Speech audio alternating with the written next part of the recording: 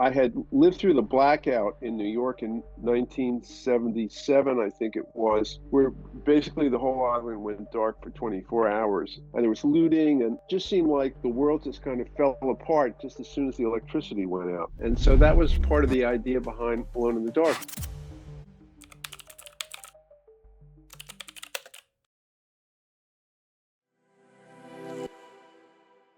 Welcome to the Scriptcake podcast. I am your host, Lavinder Gill, and this week we have Emmy Award winner Jack Sholder, known for his classic films like The Hidden, Nightmare on Elm Street 2, and Alone in the Dark. Jack is a director and screenwriter who was recently honored with the Lifetime Achievement Award at Fantastic Fest. Jack also founded the film and television program at Western Carolina University, where he was a professor and director of the program until 2017. Welcome to the Scriptcake podcast, Jack. Hey, Lovinder, it's great to be here. Well, Honored to be on this podcast. We're excited to have you, Jack. You're kind of a legend in your career, and I can't wait to kind of dig into this stuff. All right, let's go. Well, one of the first things I like to talk about is just kind of how'd you get started in this crazy career? Because if I remember correctly, you were more of a musician than a filmmaker. How did that transition happen for you? Right. Well, when I was young, I wanted to be a professional classical trumpet player, and I studied with the principal trumpeter of the Philadelphia Orchestra. You know, I grew up in Philly, and that's really what I wanted to do. And I was very good, but um, at a certain point, I realized that there were, it's like being like a really great golf player, and then you meet Tiger Woods, and there are people who were put on this earth to play the trumpet, and I decided that I had other options, and so I thought I'd be a writer, and I actually wanted to write poetry, believe it or not. And I spent a year abroad at the University of Edinburgh in the mid '60s, and fell in with a group of people who they'd been involved in the Oxford LSD experiments in the early '60s, and so I dropped acid, and I had this revelation that words were meaningless, and this my poetry career. Uh, and I had a girlfriend. I had a girlfriend who was really into film, um, photography, but she loved film, and I started watching films, and I thought, hey, this would be. I think I'll be a film director. Little Just did I like that. know. Yeah, just Yeah, like I that. mean, why not? Yeah, it's like on the list of like career options. Yeah, film director. And so that's what I decided to do. So I went back to Antioch College, a small, very liberal arts college in Ohio, and there was no film program. I mean, at that point, very few colleges had film programs. I mean, now everybody has to have a film program, whether it's any good or not. And I just started making films. I had no idea what I was doing, but I watched a lot of movies, and I read some books, and I got a degree in English literature. So I pretty much, I read everything that Shakespeare ever wrote, and I read, all the great novels and all the great plays and all the great poetry. And I moved to New York. There was an alum who was making documentaries, and I ended up doing some editing work for him. Um, I very easily could have become a cameraman or something else. Hmm. Um, I actually, believe it or not, I actually worked on a porn film as an assistant camera man. Shot it in 3 days. I think it was called Ko Suzette. Uh, the story was a boxer. He's an older boxer, and they want him to throw the match. He doesn't want to throw the match, so they give him a lot of girls the night before. And it was basically like in the early days when people still were like wearing underwear. And after about 15 minutes, it got pretty boring, and I was a terrible loader.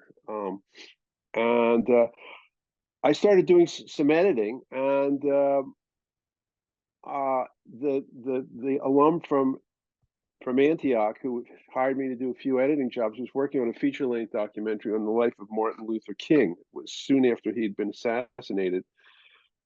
And so I ended up getting hired to work on that. I was hired as an assistant editor, but the editors had already left. And then the producer decided to recut the whole film. So I ended up working on it for about 6 months. I pretty much saw every piece of footage that was shot about Martin Luther King, and I heard all of his speeches about 100 times and was still moved by them.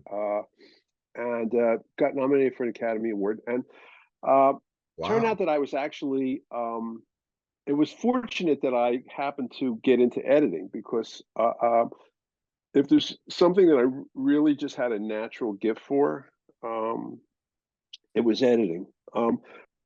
Because editing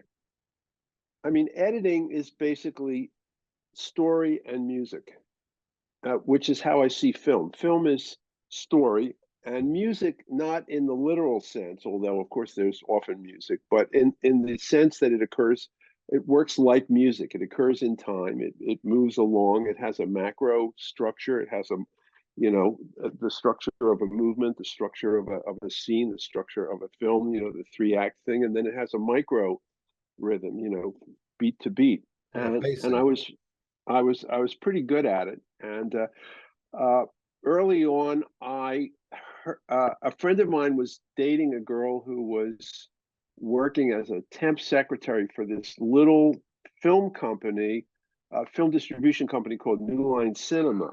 And she said my friend said maybe he'd be interested in distributing one of your shorts, because I'd made some shorts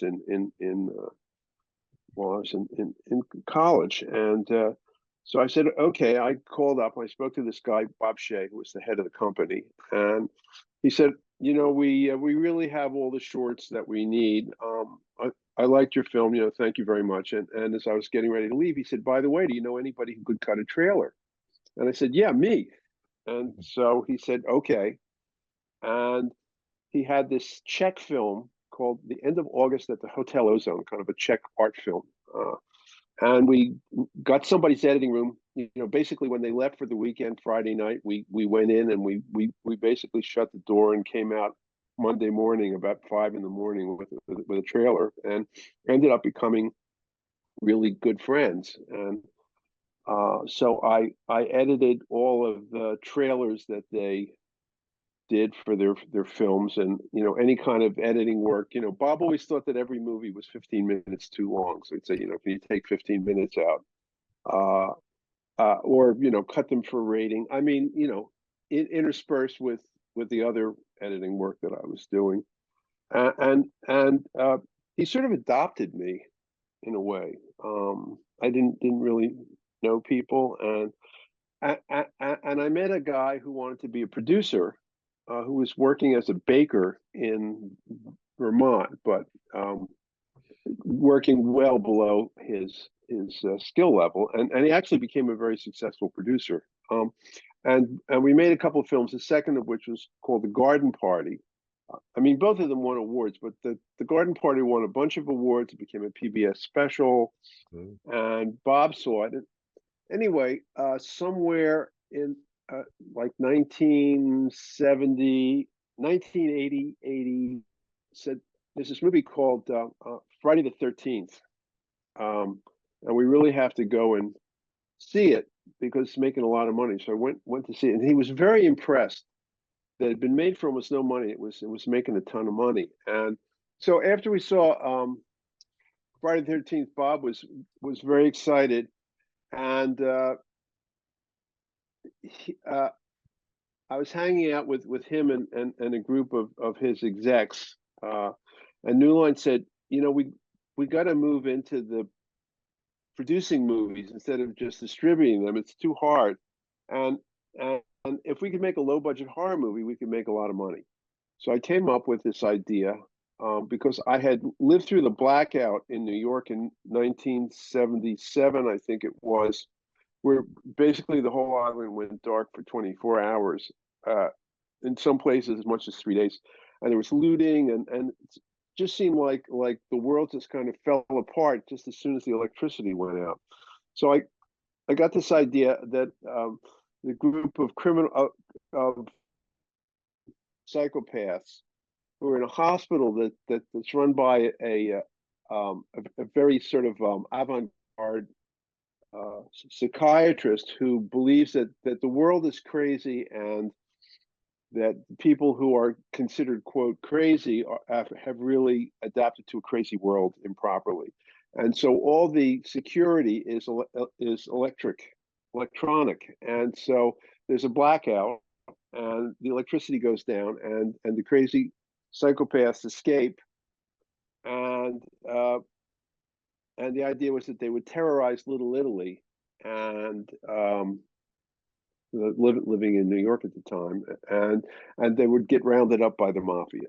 So Bob said, "Well, I like the idea, but we don't want to shoot it in New York City; it's too expensive, and we'll pay you to write this. And if we can raise the money, we need about $1 million to make it. We raise the money, we'll pay you to direct it." So I wrote the script. So then I got hired by Harvey Weinstein to direct the first feature that he and his brother Bobby produced, called The Burning, which is a very original concept of a summer camp, bunch of attractive young people, and a maniac out in the woods who was killing them. And it's like, so and so just got killed. Let's go out and see what's going on out there.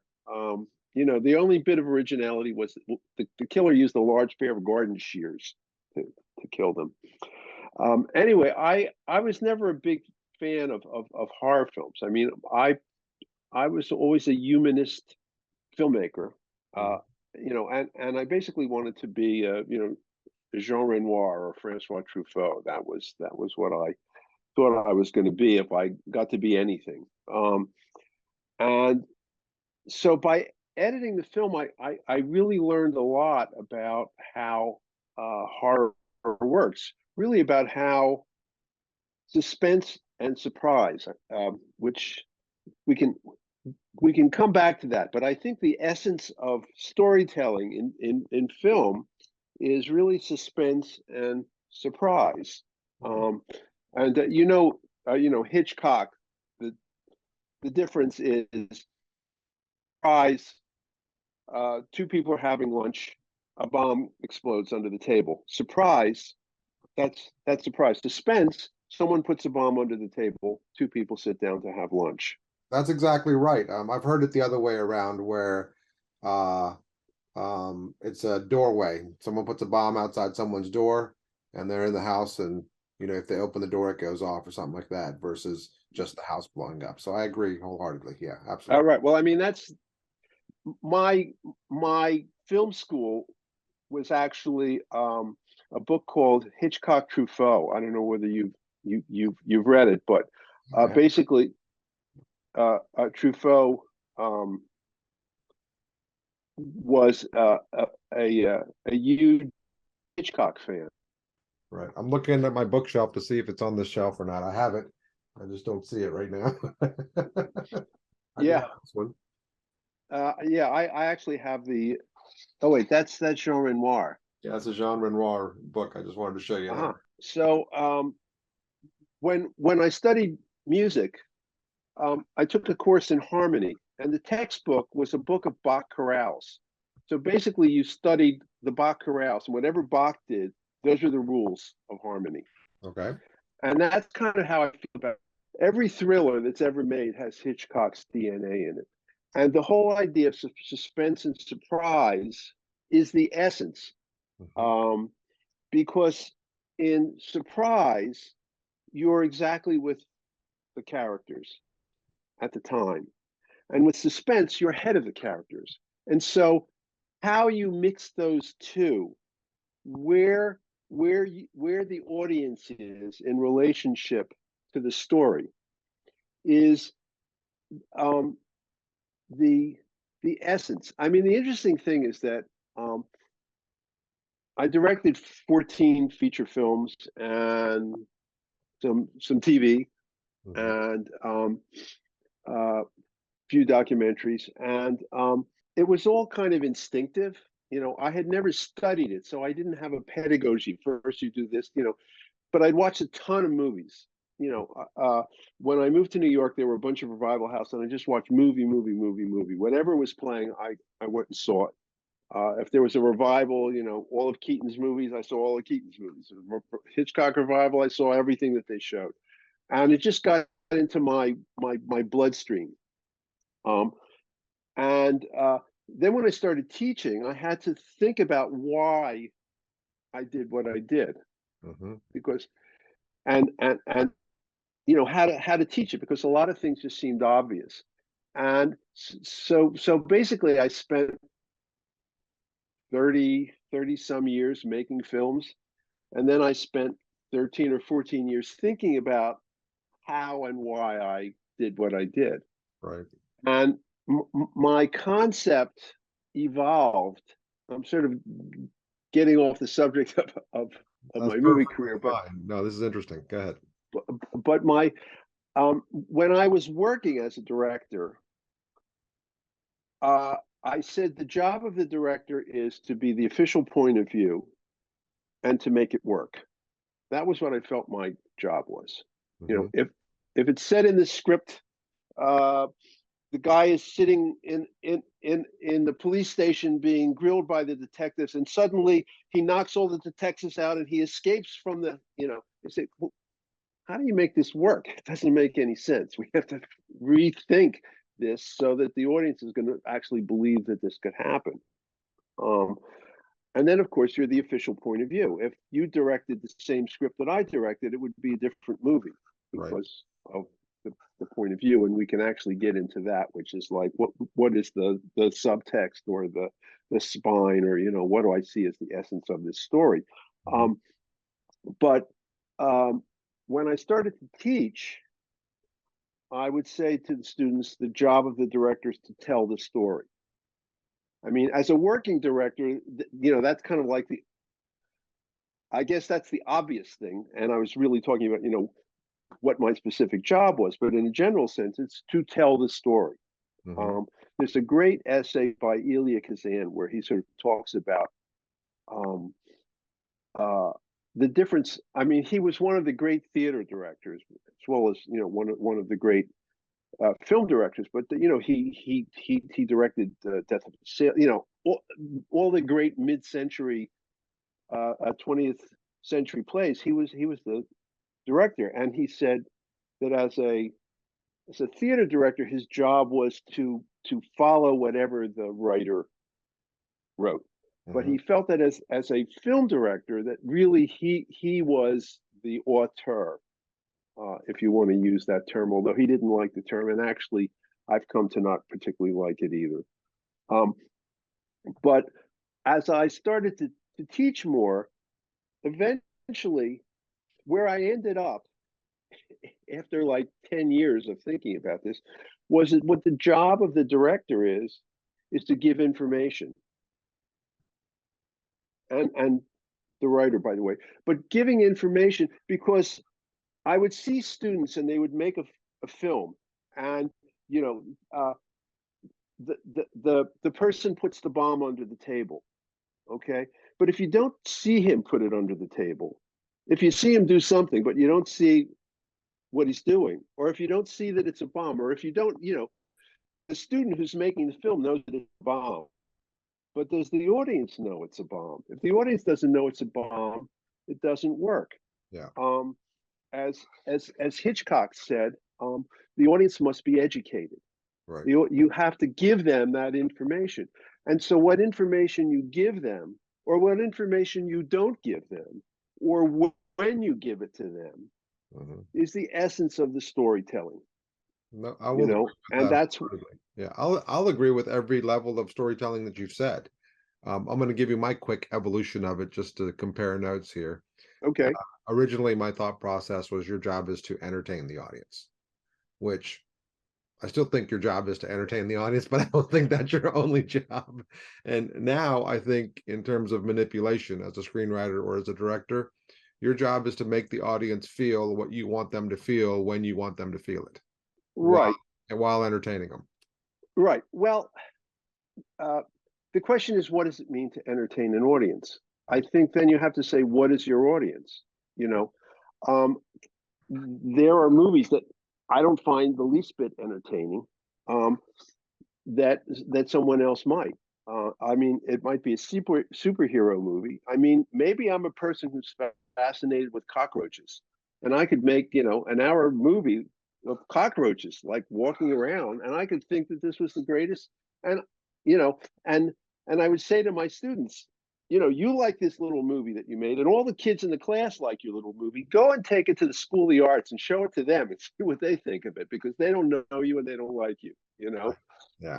Uh, who is the audience that you're uh, working for? I mean, one of the things that I felt gave me the ability to stand up in front of a group of students and judge their work was that I've seen my movies, and other people's movies, but my movies play in in different places in the world. I've seen, different screenings. We've had test screenings where people fill out questionnaires and there's a focus group, and I have a sense of um, how audiences react to movies. What they get, what they don't get, and that's very valuable, because I mean, for me, it's important to have the film land. I mean,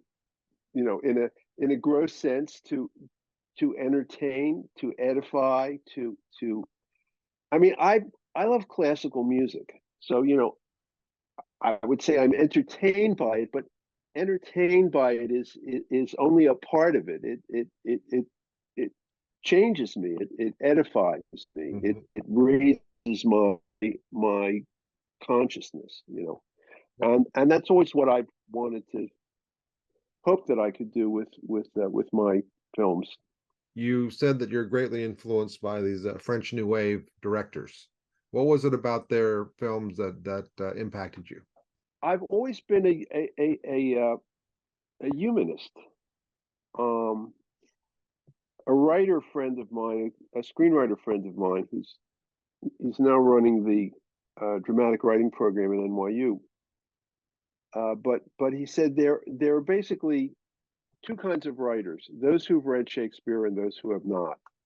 Um, and I'm one of those. I mean, as an English major, I actually read every single one of Shakespeare's plays, and including some that may or may not have been Shakespeare's. But that's what moved me is those kinds of stories. I mean, it's interesting. People think of me as a horror film director, although I made more other than horror. Um, I do enjoy doing thrillers, I have to say. Um, but I'm always looking for the human element. I'm looking for little moments of truth. I mean, you've seen The Garden Party, right? I mean, Yes, that's who I thought I was going to be. You that's know. as far away from a horror movie as you could possibly get. Yeah. Beautiful film, by the way. I was going Thank to you. ask you some questions about that. You want to jump into that right now? Well, should I finish up my Yep, go ahead. how I'll I'll, I'll try to be brief. Anyway, so I edited The Burning. I learned a lot about how horror films work, how suspense works, how to build a sequence. I went back and I said, I need to make this film scarier. Mhm. And I went back and I worked on the script. I added a few scenes, and I think I improved some other things. And Newell was able to raise the money, whether because the script was better or the timing was better, who knows? And I got to direct my first feature, Alone in the Dark, and I happened to be able to get. I guess it was during a low period in their careers. I had Martin Landau and Jack Palance Mhm. and Donald Pleasance in this movie, and also Dwight Schultz, who was a fantastic actor. And that was my first movie. It got pretty good reviews. It never really found an audience. And the next movie that New Line did was Nightmare on Elm Street, And then it was a hit, and so they decided to do Elm Street 2, and Wes was going to direct it, but he didn't write the script. And the script was written by a guy who worked in the distribution department at New Line Cinema, who was a screenwriter on the side. New Line just thought, well, we need to put out another title with the title Nightmare on Elm Street with a character called Freddy Krueger who kills people and kills teenagers when they're sleeping. And Wes never really liked the script. And about 6 weeks before they were going to start shooting, Wes bailed. And so New Line asked me if I would direct the movie. My first reaction was no. I mean, I'm an auteur. I don't direct sequels to other people's horror movies. I don't want to be pegged as a horror film director. And then this producer friend of mine, this guy who would produce The Garden Party and these other films, who would now having a very successful career in Hollywood, said, Jack, don't be an idiot. The movie's going to make money. You're going to have a directing career. And so I said, okay. And I did the film, and it opened. It was, I think, the top grossing film that weekend. Monday morning, the head of my agency, who I'd never spoken to before, called me up in my little apartment in New York and said, Dino De Laurentiis is going to call you in 5 minutes from his car. I mean, this was in 1981. And I thought, well, things have just changed. Wow. And then I directed movies for the next, 20 some years. Wow. So he was right. When I tell the story sometimes, well, I've done this and I've done that, and when I look back on it, I've had a pretty charmed life, but it didn't feel that way when I was living it. I always felt like I was struggling or never quite succeeding. I mean, there were a few really good years, but most of the time it was. I didn't feel like I was doing as well as my biography sounds like I was doing. So just for those who are listening, it takes a while, and you don't always feel like you're doing as well as you might actually be doing. I'm blessed enough to go out and speak a lot publicly and give seminars and workshops, and I teach classes. And a few times a year people will talk to me about, I'd love to have your career. And I'm like, what career? I don't feel like I really have one, but Yeah. at the same time, when you're in the middle of it, you don't really have any perspective on it as well. Yeah. Yeah. So yeah, I would love to have your career, sir. So hopefully one day Well, I can my way. I was just lucky. I was lucky that I met this guy Bob Shea when I was 22 years old, and that for those who may not know, New Line Cinema went on, in addition to all the Nightmare movies, they went on to do Lord of the Rings. Yeah. And it became a huge company, and Bob, was one of the, he was the head of the company, and so on and so forth. And I was lucky that I met him, and I was lucky that he believed in me. I did, my first 3 movies for them. I did Alone in the Dark, and then Elm Street, and then I did The Hidden, and then I did another movie called 1201. There's another one of my favorite movies. So, it was luck. I also was persistent. It never occurred to me that I should try to do something else, even though, I didn't feel like I was succeeding very well in what I was doing. But it just never occurred to me that I couldn't be a film director. That's incredible. That's incredible. I mean, you were making short films, which, Yeah. gave the confidence to get you to the point to, hand you the reins to their first feature. So you made the first movie that New Line ever made. Well, they'd actually did one before that was a co-production with someone else. It was called Stunts, but this was the first one that they really did all on their own. Okay, and then you also edited the first movie the Weinsteins ever made. Right. Wow, you were right in the middle of the entire New York film scene.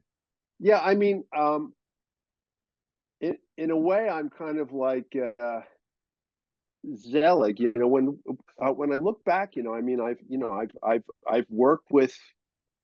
I mean, one of the great things about being a director is you get to work with these amazing, talented people. You stand there uh, next to the camera and you watch these performances that just, your jaw drops or your eyes tear up.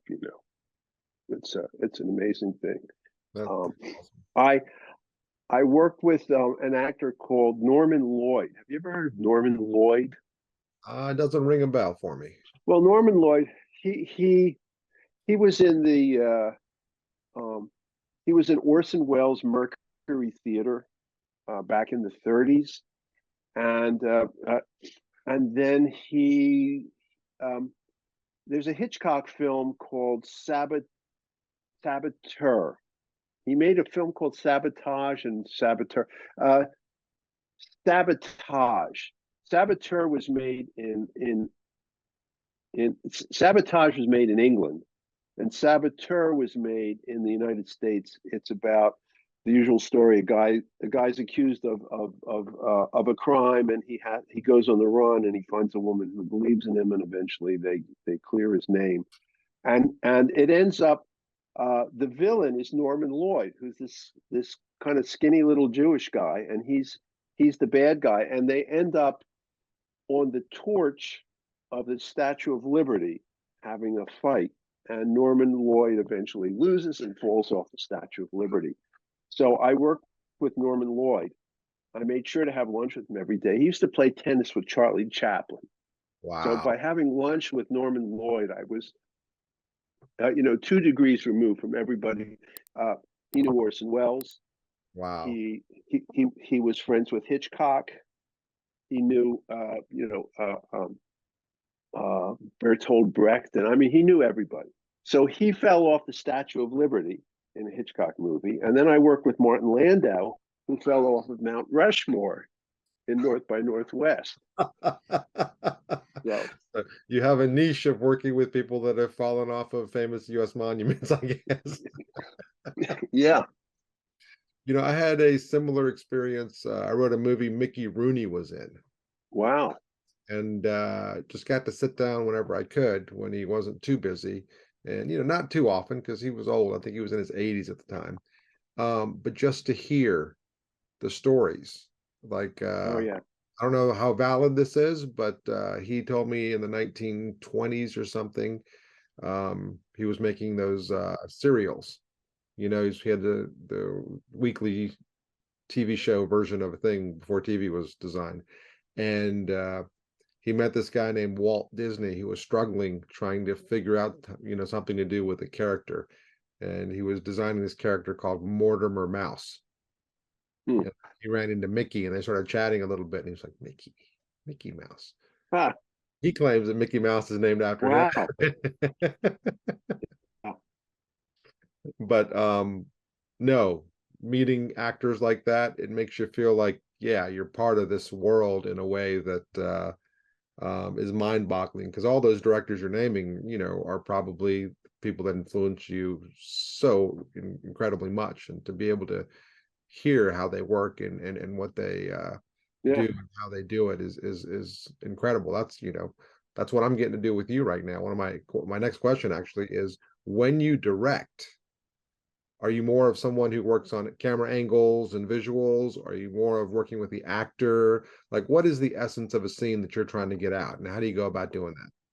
As a director, well, first of all, I've been the alpha and I've been the omega. So I've been a writer and I've been an editor. Hmm. And as a director, you're kind of in the middle. And it's actually interesting because the first feature that I directed was something that I wrote.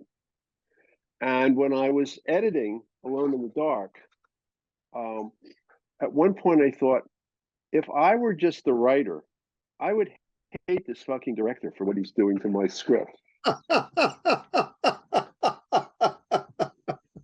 That's awesome. Because uh, the movie takes on a life of its own. You have a great script. I mean, if you don't have a good script, you're fucked. You gotta have a good script. And the first thing that I do is I work on the script with the writer, and I'd like to talk about that a little bit, but I'll just move on for now. So I try to get the script right. So you feel, oh, now I've got a script that works. You shoot it. The dailies are great. You cut it together.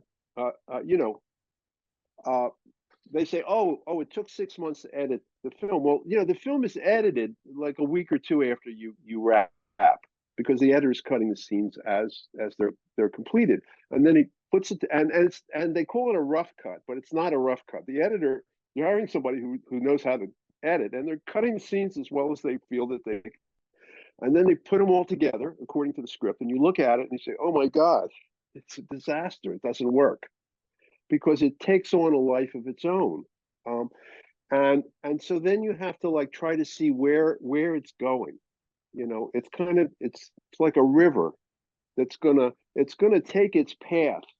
Right. You can try to alter that path, but it's gonna take a path no matter what. And so you have to see where that river wants to flow, and try to go with it. So when you hear that it takes months and months to edit it, it's after you've seen that first cut that you really, then you have to go back and, well, gee, this isn't working the way I thought. This character is much better than I thought. This character is, I thought this movie was about this character, but it seems like it's really about that character, and then you have to change that around. And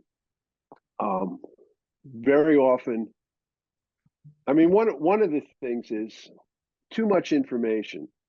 I mean, one of the things that I've learned,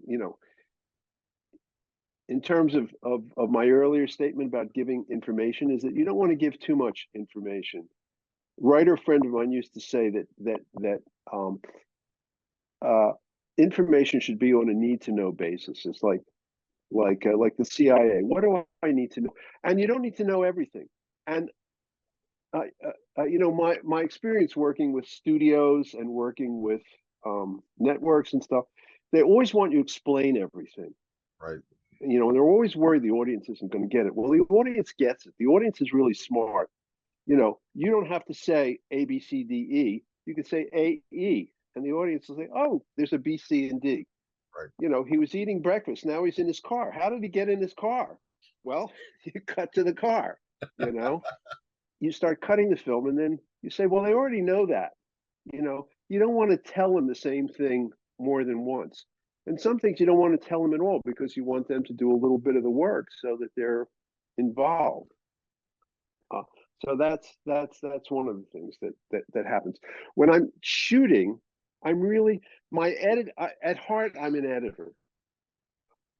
So when I shot list everything that I do before I ever shoot the movie. I have every movie I've ever done, 14 of them, and the TV episodes and stuff. I've shot listed everything before I've ever shot.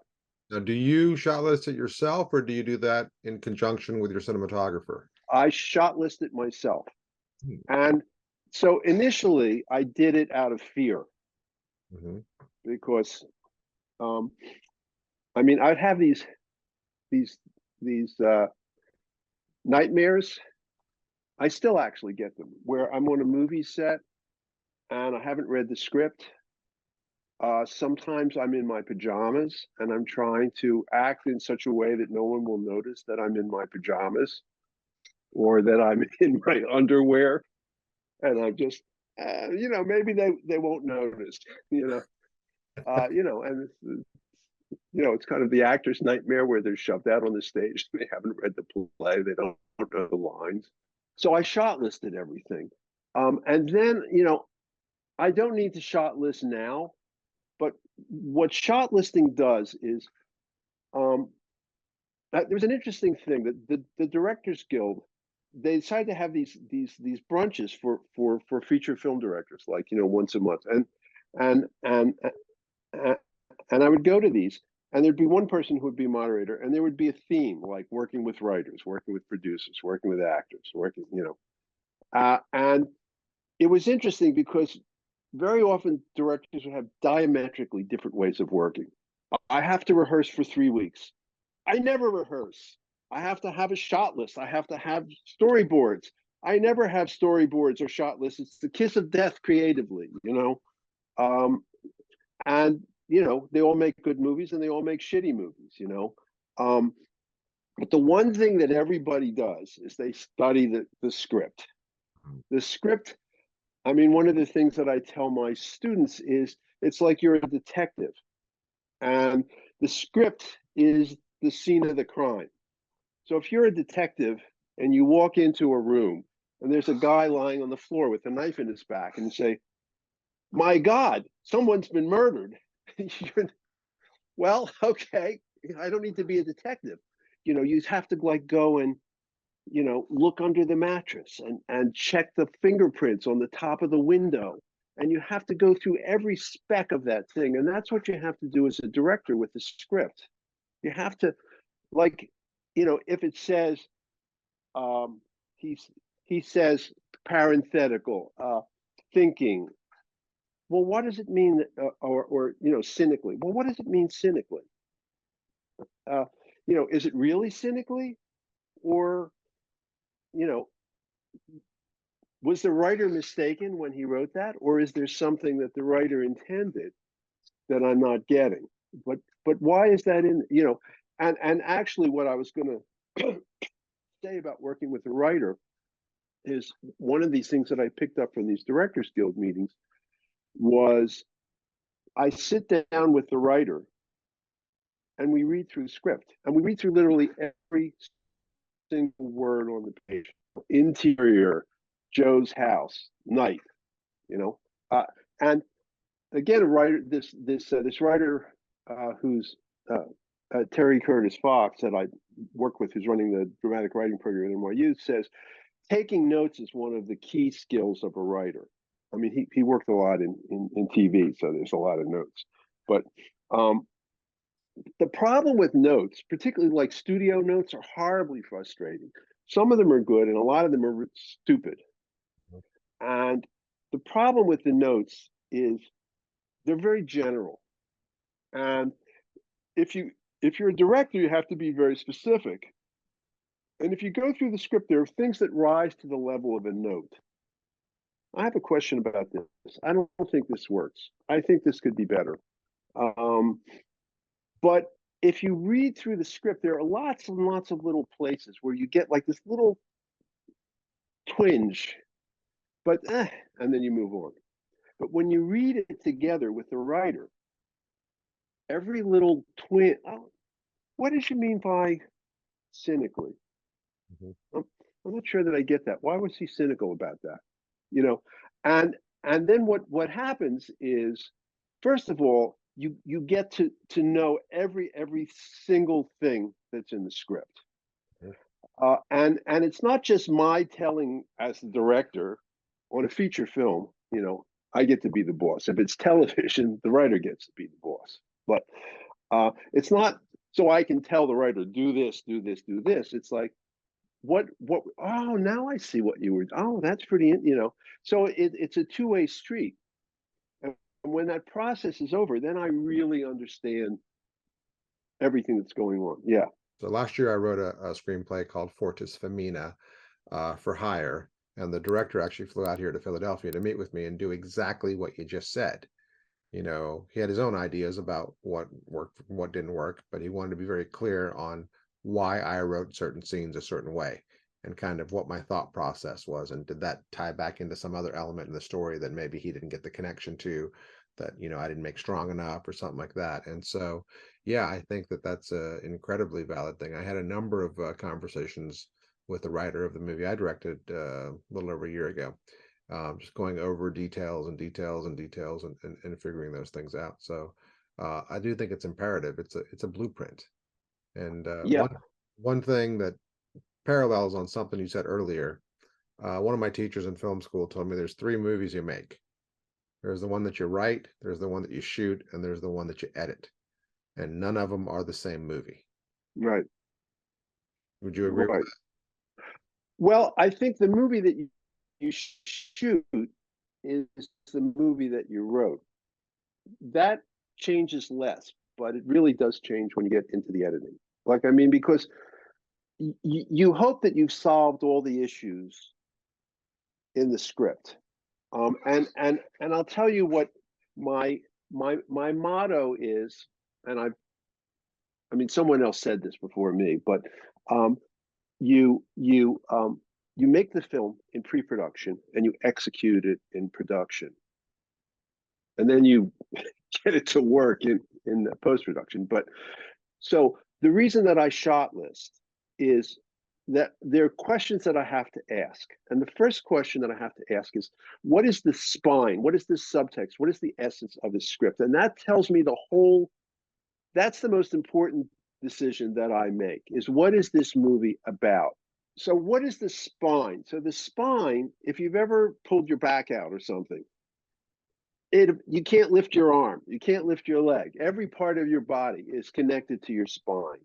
And so the spine is what is the theme of the story, and it also connects to all of the main characters. So let's take Citizen Kane for an example. So the plot is that, you know, this guy, blah, blah, blah, blah, blah. That's the body with the knife in its back in the middle of the room. But what is it really about? So if you look at it, so I would say it's about loss of innocence, right? It opens up, what is Rosebud? What is the sled? Why does it open up with the sled? And why does it end with the sled? What is and what is Rosebud? And what does Rosebud represent? And if you look, you know, Kane, as a young man, he wants to change the world. He wants to get rid of all the phonies and the, you know, and the bad. And what does he become? He becomes one of them. And that's the journey that every single character, every main character either goes that way or fights against it. And so that decision determines how you're going to make this movie. There's a movie called Terminal that Spielberg did. Right. With Tom Hanks. It's this guy. He's from some Eastern European country. He comes to the United States. It turns out his country has been disbanded. His passport no longer works. He can't leave the airport, so he has to live in the airport. So I would say that the spine of this is home, okay? Because the spine, it can't be like, well, it's this and this and this and this. It's got to be like one or two words, something very, very, you drill down, down, down, down, down until you can't get any, and you hit the bedrock. And I would say it's home, because here's a guy, he's lost his home. He now has to make his home in the airport. Initially, it's very uncomfortable. He gradually, it becomes his home. He gets to know people. So if I then say to the production designer, this movie is about home, suddenly it gets their juices going. Well, okay, when he gets there, we can make like the benches are really hard, and the DP, the lighting, we'll use harsh lighting. And then as he becomes more comfortable, we'll soften the lighting, we'll warm up the colors, we'll make the furniture, we'll change the costumes so his clothes don't feel as stiff, blah, blah, blah. All of these things. So, and then that ties into everything that's going on. So it gives you a touchstone. Because, you know, where do you put the camera? Well, you can put it, you know, in a billion places. Why put it here instead of there? Well, there is a reason. You know, you can test it. It's not science. It's not absolute, but there are better choices and lesser choices. So that's the first decision I make. Then I start to look at each scene and I say, how does this scene tie in to that concept? Francis Coppola said that when he was writing The Godfather, because he actually wrote it, you know, it said him and Puzo, but Puzo really didn't do any of the writing. And Coppola said, I would have said that Godfather is about family, but he said it was about succession. There was a king, and the king had three sons, and blah blah.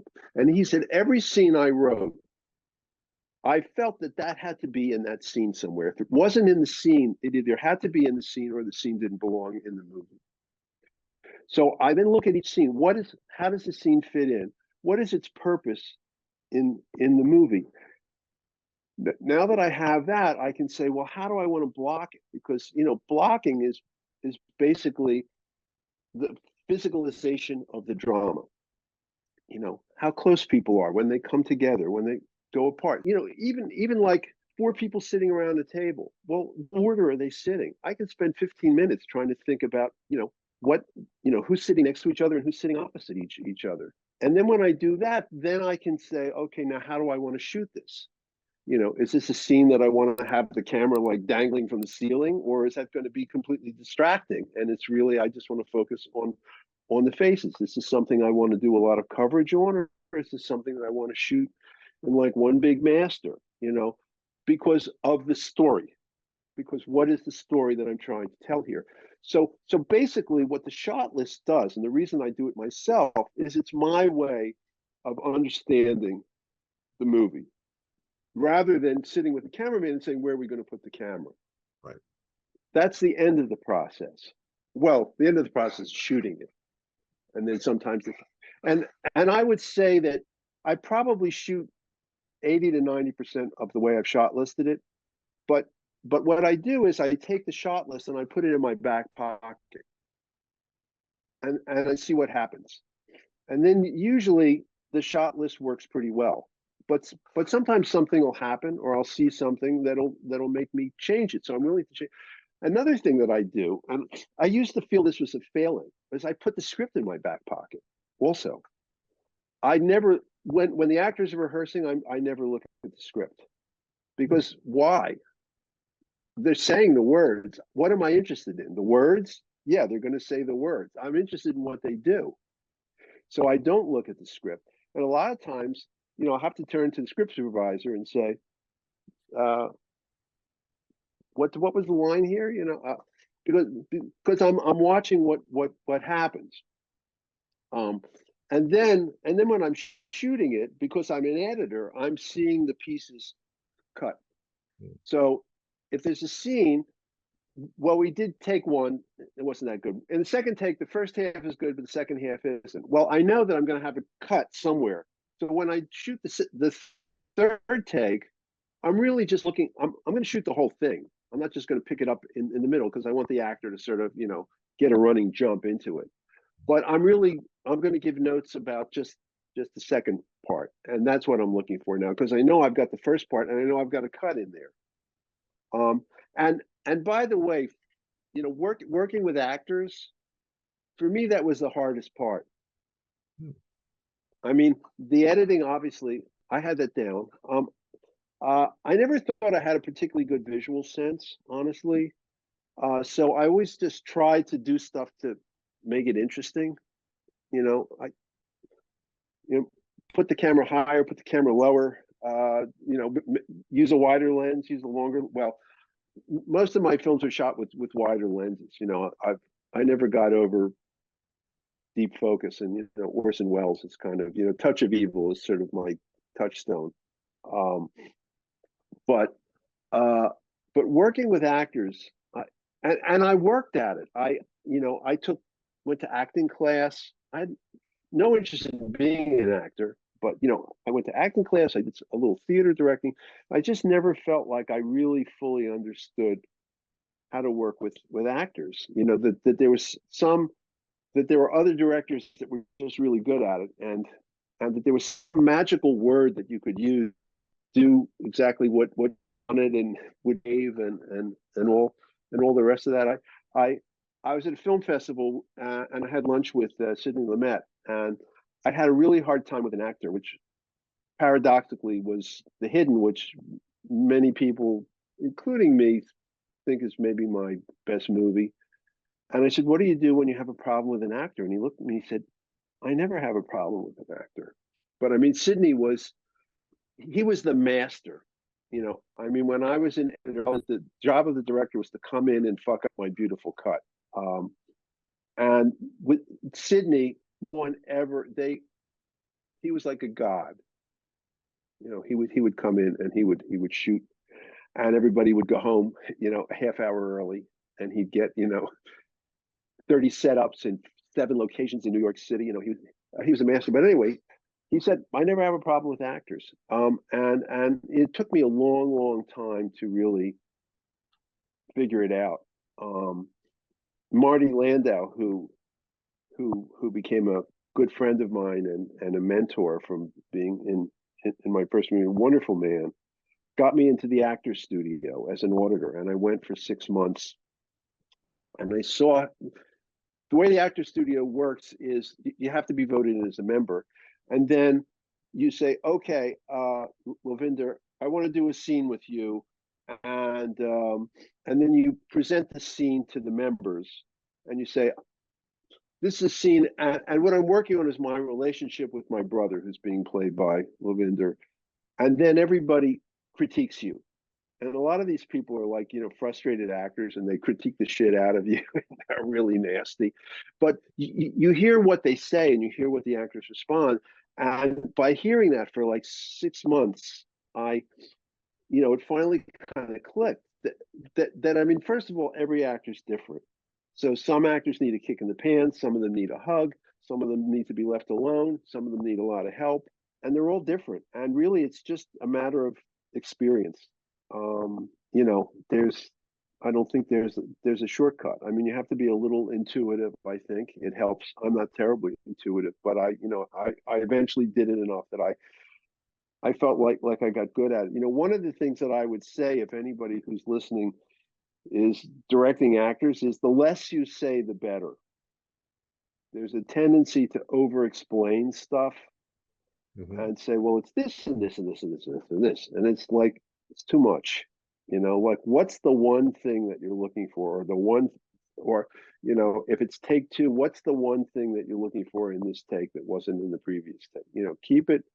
Keep it simple, and don't say any more than you need to. Okay. Well, let me ask you a question. What would you say to a screenwriter who's writing stuff that happens in a script, but it doesn't really have a spine? And it's like, what is the essence of this? And they'll give you, a generic, oh, it's about family, or it's about this, these broad strokes. How do you get them to focus and to really realize there's not one story you're telling here? There's actually multiple stories that are going on. There's one physical journey they're going on. There's one plot, but what's the subtext there, and getting them to understand that part of it? Well, as a professional director, if the script is at that point where it's really not working, then maybe it's not something that I want to do. I'm actually working on a script now that I think doesn't work, but has great potential. And so, what I'm doing is I'm saying, I think this movie is about this. And here's, and once you have that, then you can see, like, this scene, we don't need this scene, but what we do need is this. And once you have that spine, and very often the writer won't have it. It can be a really good script, but the writer is maybe not thinking that way, but the writer just has it, and it's just instinctive. When I look at my early film, I know all the teaching my students, but I did everything right. And I don't just mean putting the camera right, but the storytelling was right. Because I kind of had an instinct, and there are certain people who are writers. There are a lot of people who write, but not everybody's a writer. I can say, having read hundreds and hundreds of scripts, most of which are written by, quote, professional writers, that most of them aren't any good. 60 or 70% are just not that good. Wow. And then another 20% are good. And then there's 10% that are fantastic. Yeah, and periodically I would read a script and I'd say, this guy or this woman is a real writer. Maybe they didn't even know what the theme was. Maybe I had to come in. I mean, The Hidden, I'm not sure that Jim Calf, who wrote the script, who's a fantastic writer, said this script is about what it means to be human, which is what I thought it was about. I read the script. I love the script. This is The Hidden, probably my best movie. So, and it's about a bunch of crimes that are being committed that all have a similar MO, but they're all committed by different people. And then the people die, and then someone else starts committing the same kind of crimes. And it turns out that it's an alien that's jumping from body to body. Sorry to ruin it for those of you who haven't seen it. And then a detective comes onto the scene, and it turns out that he's also an alien, and he's been chasing this alien through the universe and it's now landed on Earth. And it was a wonderful script. It's very witty and great action. And I always wanted to do a Sidney Lumet cop movie, which I felt that this was basically a Sidney Lumet cop movie, but with aliens. But the aliens are actually all inhabiting human bodies, and in one case, a dog. And so I said, what is this movie about? What is this? What is the spine of this movie? And I come up with something, and I kind of try to convince myself that that's what it was. But in my heart, I knew it wasn't right. And by the way, you need to listen to your gut. There's this little voice where you tell yourself this is right, this is good, this is working, but there's a little voice that's saying, not really. And you got to listen to that voice.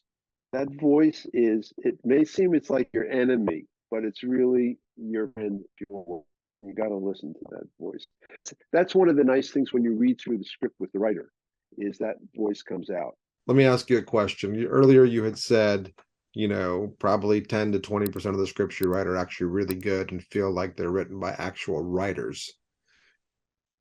Are there any commonalities between those scripts that you can, identify that, writers that are trying to write well can maybe strive to accomplish? Is it the vernacular? Is it the structure? Is it the subtext? Is it all of those things? Is the dialogue? What is it that makes those great? I can tell you what a bad script is. So a bad script is where it feels like it feels like a board game. The characters have to move along this board according to the board game, as opposed to the characters have to do whatever they do because they have to do it because of who they are, So good characters. People say, well, what's the hardest thing about doing a horror film? And I say good characters, because if you don't care about the characters, who gives a shit about the film? All the fancy special effects and stuff. Who cares? Those moments when we see our own humanity in the characters, that we walk out of the theater feeling better. I mean, it can be a great ride, sure. Way of suggesting, a way of not being overly obvious, where you get the insight. I don't say I don't say 2 and 2 makes 4. I say 2 and 2, and then the audience says 4. Ooh, that's nicely said. Jack, it's always amazing to speak to you. Your stories are always so enlightening, and the way that you approach your movies with such depth, because, as you're not primarily, you're probably known for working horror movies, but your horror movies have layers and layers and layers that a lot of horror movies don't. And that's why I think you're winning all these awards and Lifetime Achievement Awards. So thank you so much for taking the time, Jack. Always love talking to you, and look forward to talking to you again in the future. Well, it's been a great pleasure. I mean, I've actually been looking forward to having this conversation with you, and looking forward to having some more. We definitely will, and we will talk to you soon. And thank you so much.